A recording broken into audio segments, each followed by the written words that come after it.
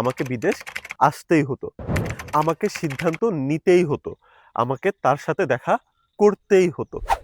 এই ধরনের যে সেন্টেন্সগুলা এগুলো আমরা ইংরেজিতে করলে কিভাবে করতাম? এই ধরনের সেন্টেন্সগুলো আমরা হ্যাড টু এই ফ্রেজটার ব্যবহার করে করতে পারি। সেই ক্ষেত্রে আমাদের সম্পূর্ণ স্ট্রাকচারটা কেমন হবে? প্রথমেই আমাদেরকে সাবজেক্ট আনতে হবে।